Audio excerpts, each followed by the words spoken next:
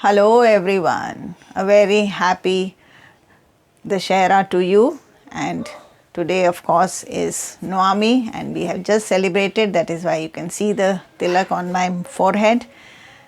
So we now start with the chapter on supply. I have written the definition for your benefit on the board.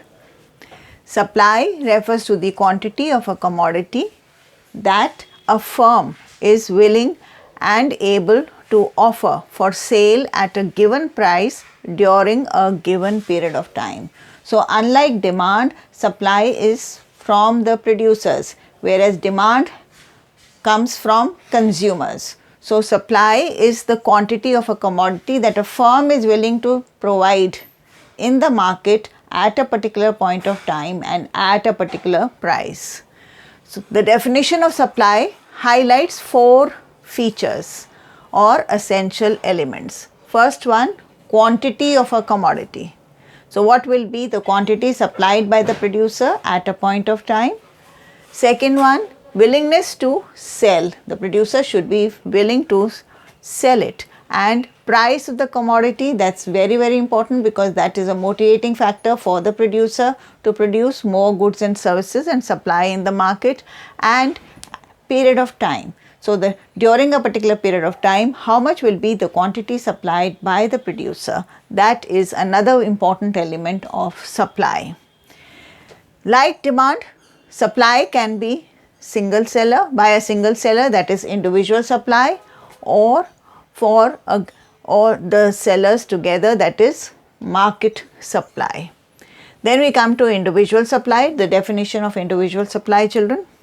Individual supply refers to the quantity of a commodity that an individual firm is willing and able to offer for sale at a given price during a given period of time. So, everything is with respect to price and time. Market supply, on the other hand, refers to the quantity of commodity that all firms are willing and able to offer for sale at a given price during a given period of time. So, market supply will be the total quantity supplied by all the firms, and it is not necessary that all firms are providing identical products. No, the input or the raw material used to produce that commodity may be the same, and they may be difference with respect to the design or the look of the product. Then there is another concept like supply, it is called as stock. Let us understand the meaning of stock also. Stock refers to the total quantity of a particular commodity that is available with the firm at a particular point of time. Stock can never be less than the supply.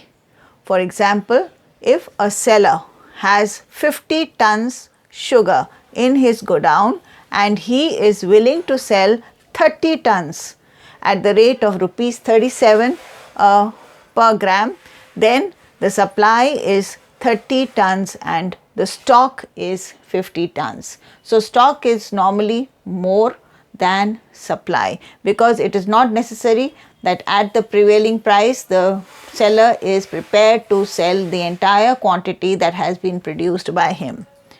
Then, to make it more clear, we have distinguished between stock and supply.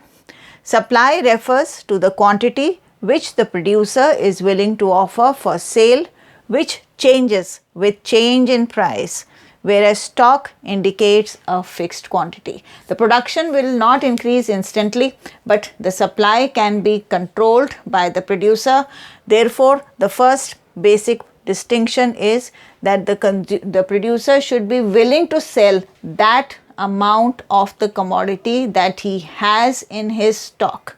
So, first distinction between supply and stock is that supply is what the producer brings to the market for sale, whereas stock may be much more than supply. Supply relates to a period of time, whereas stock relates to a particular point of time. In case of supply, yes, he has to do it over a period of time. It can be a day, it can be a week, it can be a month, or even more. whereas stock is always taken at a point of time.